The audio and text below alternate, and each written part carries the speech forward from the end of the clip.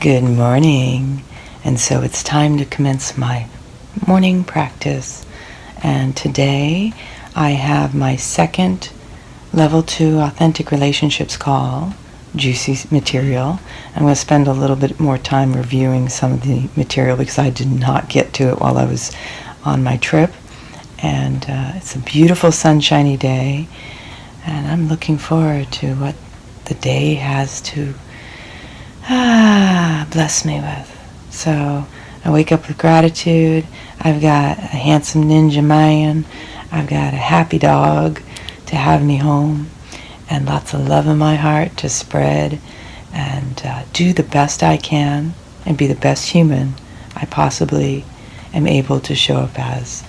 So you be you and I'll be me.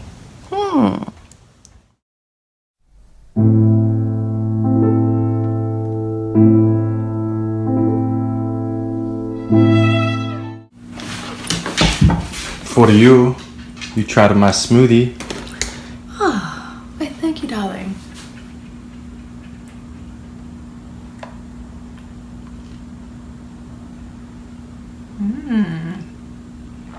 What does Lana think?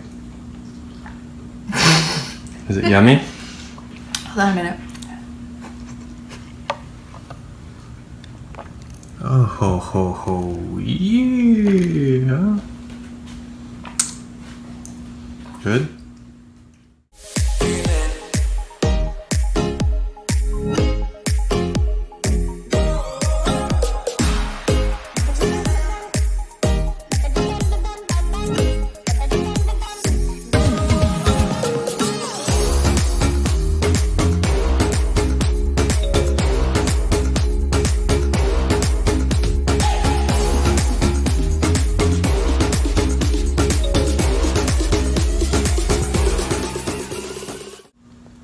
So I'm sitting down studying because this afternoon I'm going to be on my conference call for authentic relationships. And I was just having so much insight over these past few days. I haven't even had to share even a glimmer into the things I've been experiencing and what's been bubbling up and conjuring within me, because I truly do believe that when something triggers us, catches us off guard, it's truly trying to get our attention. It's our soul saying, see this so we can move through it, so we can heal, so we can flow. Let's lighten our load. But it has to start with looking at whatever it is more intently and deeply with compassion and understanding, and truly really just being with it no matter how it feels. If it feels good, it feels bad, icky, sad, whatever emotion comes up, that's your opportunity to feel it fully so you can heal it fully, to release it, to work with it. It's there for you to work with, not to keep pushing apart from you, because it is a part of you. You can't separate what is within you from who you are and have become. As I've been saying, every choice that we've made in the past has brought us to where we are in this present. And there's no such thing as a bad choice, because all a bad choice truly is a judgment upon yourself. And you're not giving yourself enough credit to grow through whatever you're going through. We judge ourselves, we shame ourselves, we blame ourselves, we point fingers back at ourselves while no one else is looking. And all that does is cause internal suffering. Life is not about the blame and the shame.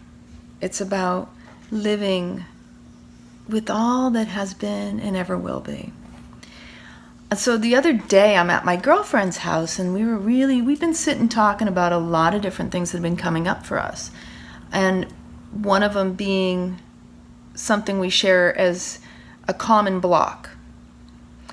And I kind of feel like I narrowed it down. I feel like I nailed it a little bit stronger, because I observed some behaviors that we were talking about in other people that we know, that I said, these people are showing up to teach us, to be the they're modeling something for us. They're giving us insight into ourselves and into life and how to do things easier.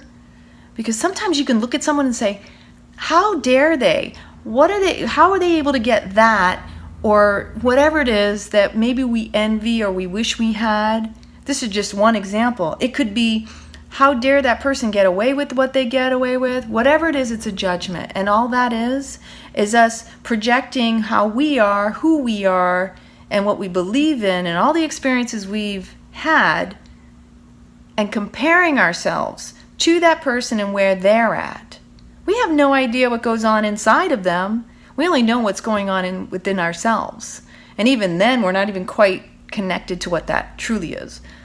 So, with that said, came up this receptivity and this reminder to me about giving and taking. Because life is energetic flow. I believe our culture, our society has conditioned us so much to believe we don't deserve to receive, but we should always give. I know growing up Catholic, it's one of the most impactful and profound and deeply pounded into you beliefs that you should only give and never be open to receive. You should always give. And as women, because we're supposed to be nurturers, we're supposed to constantly give and never think about ourselves. And with everything that's been going on, a lot of women, and myself included, are kind of waking up and going, wow, you know what, I'm feeling unfulfilled. And it's because I feel like I'm not receiving as much as I've given. Well, what that tells me, let's say my personal experience, I have clearly turned off the receptivity of what I've given.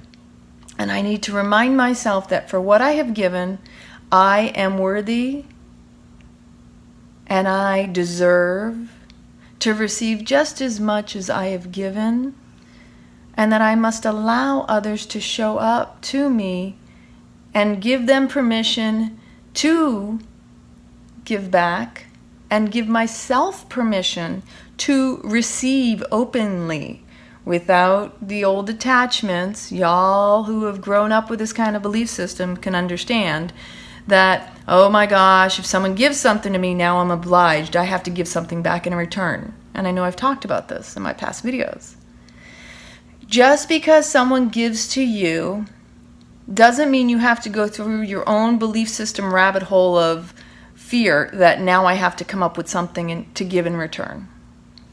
If someone gives something to you freely and openly, unless you feel a gut like this doesn't feel kosher, it feels icky, trust the universe and the energetic flow. Trust that they are showing up to you so they can also grow. Because you have to be just as willing to allow people to give to you as you are willing to give to others. If you stop the flow by denying someone to give to you, you have not only halted their growth and their opportunities, but also yourself. Most of the times we're so stuck in ourselves, we think it's about us, but we forget that someone giving to us is just as imperative and just as important for us to allow. And in that moment, it's not even about us. So if you can gift others that opportunity to give to you, you will receive more of what it is you feel you lack. Because what you give is usually what you wish to receive, right? Is it not? Because we only know how to give what we have experienced. Everything we do, everything we choose, everything we see is based on our experiences, our beliefs, and perceptions based on that.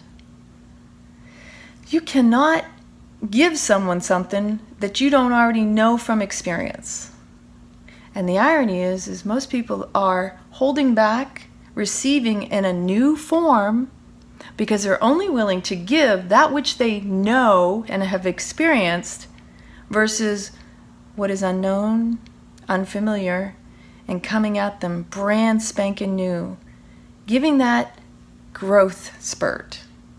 So the next time someone offers to give or to do something for you, see it as a present. Show up as your own, as a gift for yourself and the other person. And recognize that this is an opportunity to grow. And when you allow the universe to flow, energetically giving and receiving, then you're going to grow all that much more. So I love you very much. I hope that touched some people out there that are going through some tough times. It's all perfect. I get excited because even the most uncomfortable stuff that's coming up for me is reminding me that discomfort is what starts that pattern of shifting. When I feel the most uncomfortable, most of the times it's physically in my body, then I know there's a huge shift coming. Because shift happens in the most uncomfortable situations. And those are the blessings that we must behold and show up to every single day, no matter what they are. Again, I love you very much. Got to get my study on before my conference call.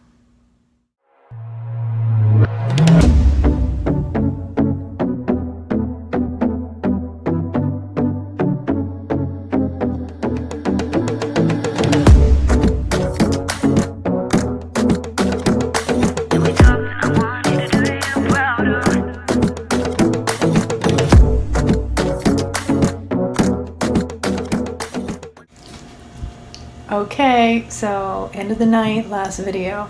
I bet you're wondering what the spoon in the door is all about, because I'm going to tell you. Funny story. This refrigerator's so old, and it came with the house, and I haven't had an opportunity to upgrade just yet. And the door doesn't close. It doesn't seal properly. So you shut it, and it leaves a gap. And what happens is that conserves more energy and electricity to keep it cool. And here in Florida, and my house is not insulated, so basically all the cold air escapes and the heat goes in, and it creates condensation and a huge mess inside with everything wet, runny, and bugs can get in there too, by the way. You'd be surprised what kind of bugs will find their way into refrigerators if there's an opening. So the latest solution, because for a while I thought if you pushed it and it was suctioning on, the spoon's a better option because it holds it pretty securely and snugly. So if you ever need inspiration what to do with the wooden spoon, there's your wooden spoon idea. Coming from me, Lana, straight from life. On that note, get sweet dreams. Good night, and I